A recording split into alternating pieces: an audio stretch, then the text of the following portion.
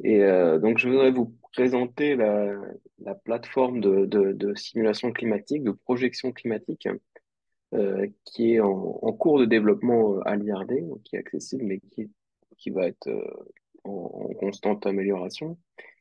Et donc, c'est une plateforme qui permet d'avoir accès aux simulations climatiques qui sont disponibles et qui sont utilisées pour les rapports du GIEC.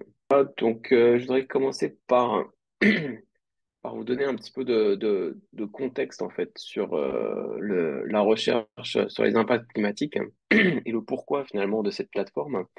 Donc, on a remarqué déjà qu'il y a une forte asymétrie dans dans les financements sur la recherche sur le climat et dans les connaissances en fait qu'on a dans la recherche sur le climat.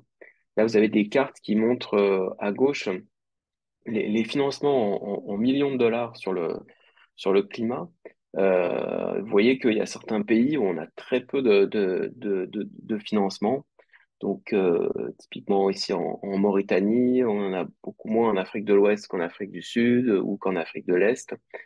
On voit également qu'il y a une dissymétrie avec les auteurs en fait des publications. Donc, il y a beaucoup d'auteurs qui sont du Nigeria, qui sont d'Afrique du Sud, mais beaucoup moins dans d'autres pays, donc comme les pays d'Afrique de l'Ouest, comme le Tchad, comme la Mauritanie, ou aussi c'est valable en Afrique du Nord également. Et puis, quand on regarde à l'échelle globale, donc sur l'ensemble du monde, toute la recherche sur le changement climatique, sur l'adaptation qui est répartie selon les pays, on voit que en termes de nombre de publications, il y a beaucoup de publications sur les États-Unis, beaucoup sur l'Inde, beaucoup sur l'Australie, pas mal sur l'Europe également, mais finalement très peu en Afrique. Et puis peu aussi dans certains endroits d'Amérique du Sud ou en Asie du Sud-Est. Et donc tout ça, ça implique que finalement nos connaissances seront moindres en fait dans ces endroits-là. Et ça peut être pour plusieurs raisons. Donc peut-être que une des raisons, ça va être l'accessibilité aux données, aux simulations climatiques. Donc on pense que ce déficit-là, il peut être lié au fait que bah, dans certains endroits du globe, on a moins accès à la donnée, moins accès aux simulations climatiques. Et parce que ces données-là, elles sont publiques, la plupart des simulations climatiques qui sont faites dans le cadre du GIEC sont publiques, donc sont disponibles à tout le monde. Mais ça ne répond pas forcément à 100% des besoins. Donc c'est parce qu'on vous donne la donnée que vous pouvez utiliser directement. Il peut y avoir un manque d'expertise sur le type de données, qu'est-ce que c'est que ces données, sur le format de la donnée, sur la méthode à utiliser à traiter cette donnée. Il peut y avoir des problèmes techniques pour les télécharger. Souvent, c'est des énormes jeux de données, des gigas, et la bande passante ne va pas être suffisante. Et donc, l'idée qu'on a eue au sein de l'IRD, mais bon, il y a plusieurs initiatives qui vont aussi dans ce sens-là, et je vais les présenter, c'est d'essayer de voir si on pouvait en fait construire une plateforme, construire grâce à des réseaux de partenaires, essayer de répondre en fait à ces besoins. Donc d'abord, qu'est-ce qu'un modèle climatique? Donc j'imagine que la plupart d'entre vous, vous êtes au courant, vous savez ce que c'est. Mais bon, je vais quand même le présenter assez rapidement. Donc un modèle climatique, c'est une façon de mettre en équation le système Terre, la circulation atmosphérique, l'océan, la végétation, le sol. Et avec des équations, donc avec des équations numériques, donc qu'on résout sur un ordinateur, souvent c'est des supercalculateurs, et ça nous permet en fait de faire des, de faire des scénarios, de faire des scénarios sur les émissions de gaz à effet de serre, de faire des scénarios sur les polluants, de faire des scénarios sur l'usage des terres, donc sur la déforestation notamment, sur l'agriculture, et de voir en fait comment ces différents éléments qui sont dans les modèles, comment ces différents éléments ont pu, dans le climat passé, donc dans l'historique, ont pu affecter les émissions de gaz à effet de serre et comment ils ont pu aussi affecter donc le climat et comment les trajectoires d'émissions, donc si on se met à émettre beaucoup de gaz à effet de serre dans l'atmosphère, donc à renforcer l'effet de serre naturel, qu'est-ce que ça va jouer sur le climat? Et donc, on peut s'en servir aussi rétrospectivement pour dire, on veut que le climat ne dépasse pas 1,5 degré, 2 degrés, qu'est-ce qu'il nous faudrait en fait comme émission de gaz à effet de serre? Et ça, c'est souvent des éléments qui sont clés pour les rapports du GIEC, qui sont clés pour les conférences des parties, la COP, dont la COP 28 qui s'est terminée il y a très peu de temps, et donc hier. Et donc ça, c'est des éléments qui sont vraiment très, très importants dans le, dans le dialogue science politique et dans la maîtrise des émissions de gaz à effet de serre et dans l'atténuation du réchauffement climatique. Et donc, ces modèles, là, vous avez un exemple, en fait, de ces modèles qui sont souvent résolus à des échelles sur des mailles. En fait, on découpe la Terre sur des mailles en 3D. Donc, il faut voir ça à la fois à la verticale, donc sur toute l'atmosphère jusqu'à la stratosphère. Il y a des mailles donc à l'horizontale. Donc l'ensemble du globe est couvert par des mailles. Et sur chaque maille, on va résoudre en fait ces différentes équations de transport d'humidité, de transport du vent, de lien avec la surface, donc que ce soit l'océan, que ce soit le continent, la végétation. Et on va faire ça. Donc, souvent, c'est des équations qui prennent beaucoup de temps, beaucoup de calculs sur des très gros calculateurs. Là, vous avez l'exemple d'un des gros calculateurs français, mais il y en a de partout dans le monde. Et donc, on divise la Terre en mailles. Et chaque maille, en fait, est associée à des variables d'état. Donc, c'est-à-dire est caractérisée par une température, par une valeur d'humidité et par des vitesses de vent. Donc la composante méridienne, c'est U, la composante méridienne, c'est V plutôt, composante zonale, donc horizontale, c'est U. Et puis, donc, on part d'un état initial. Donc, chaque maille est caractérisée par sa température, son humidité.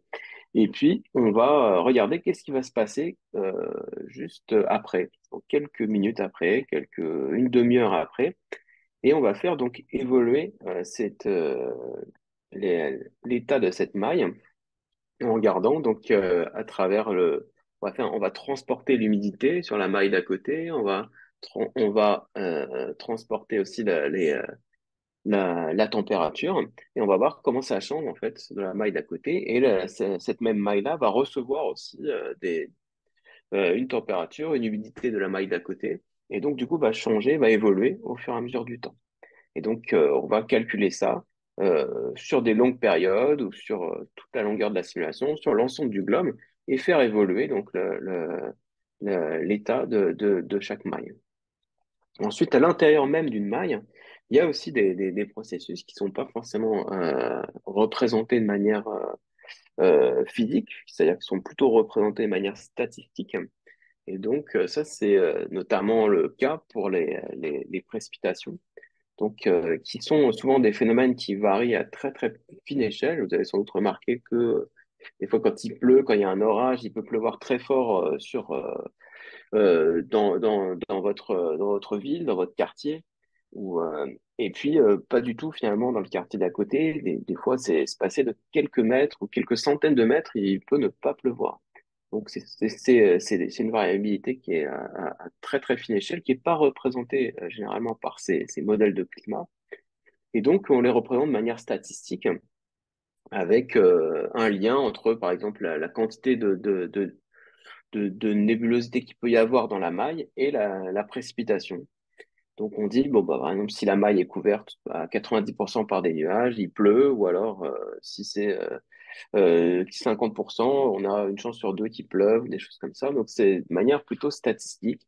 À partir de données, on va calibrer ça à partir de données et définir un certain nombre de paramètres qui vont caractériser l'intérieur de la maille.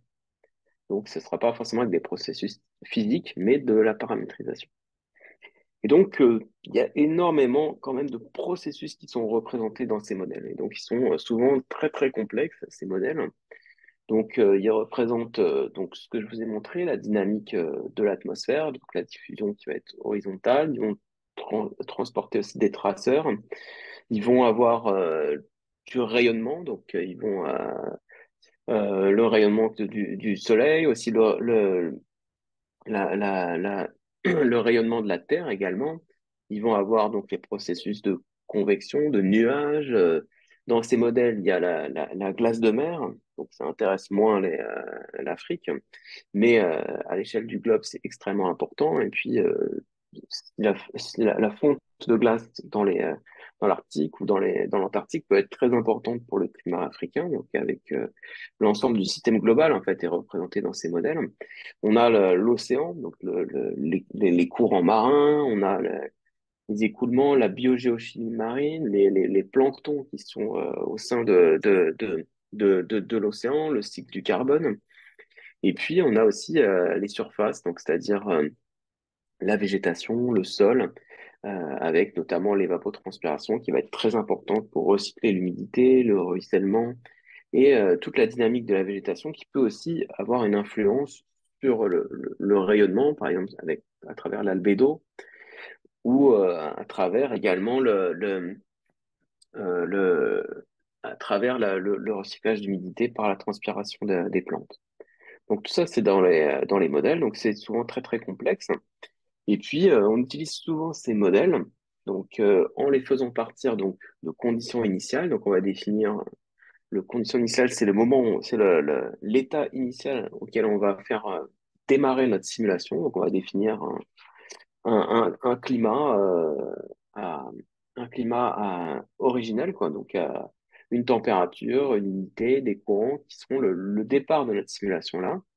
Et puis ensuite, on va faire varier des conditions externes, donc des conditions aux limites, de rayonnement solaire incident, par exemple, les gaz à effet de serre. On va on peut perturber ces simulations-là, donc en changeant par exemple les émissions de gaz à effet de serre, en changeant l'orbite terrestre, en rajoutant des aérosols. Et puis le résultat va être donc le climat qui va être perturbé, donc les températures, l'humidité, les courants marins.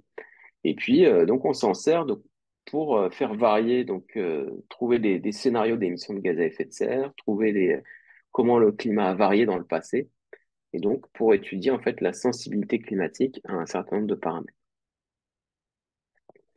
Donc ce qu'on entend beaucoup parler dans les rapports du GIEC, c'est vraiment une base des rapports du GIEC, c'est les exercices d'intercomparaison de modèles. En fait, il y a pas qu'un seul modèle climat dans le monde, mais de nombreux centres euh, nationaux sur le climat, donc en Europe, aux États-Unis, en Asie, vont avoir des modèles. Donc, ils vont faire tourner des modèles. Chacun va avoir son modèle qui va représenter les processus d'une manière un petit peu différente, qui va avoir des valeurs de paramètres qui vont être différentes, qui va avoir l'origine du modèle lui-même va être différent. Il n'a pas exactement les mêmes composantes, pas les mêmes caractéristiques. Il va pas être calculé sur les mêmes calculateurs. Et donc, ça définit un modèle d'un pays. Et, et qui peut donner des résultats différents d'un autre modèle, d'un autre pays, même sur le même endroit, même pour stimuler le climat actuel. Donc ça, c'est un élément qui est très important, c'est qu'il n'y en a pas qu'un seul modèle, et on fait donc des intercomparaisons de modèles. Intercomparaison, c'est-à-dire qu'on va leur donner exactement les mêmes conditions, c'est-à-dire, on va dire, bon, ils vont démarrer au même moment, avec les mêmes conditions initiales, avec les mêmes émissions de gaz à effet de serre, et on va faire des simulations de plusieurs modèles différents et on va comparer leurs résultats. Donc ça, c'est vraiment une des bases des rapports du GIEC, c'est-à-dire qu'on va calculer l'incertitude à partir de comparaisons de modèles qui vont reproduire exactement les mêmes conditions. Donc ça nous donne un petit peu une idée de l'incertitude. Et donc, il y a énormément d'exercices de comparaison de modèles sur plein de paramètres différents parce qu'il y a beaucoup de sources d'incertitude. Donc là, c'est le dernier exercice qui a été utilisé pour le rapport du GIEC, donc qui s'appelle CMIP 6. Donc un le dernier exercice d'intercomparaison. Donc CMIP, c'est Climate Model Intercomparison Project. Et donc, on va faire ça pour, par exemple, pour étudier la sensibilité au cycle du carbone, la sensibilité au changement d'usage des sols, la sensibilité à la géo-ingénierie, donc à la façon dont on va modéliser on va peut-être transformer le climat. Et puis, et le plus connu, en fait, et celui qui est surtout utilisé dans les rapports du GIEC, qui est sur la plateforme Climat Sud, c'est les scénarios.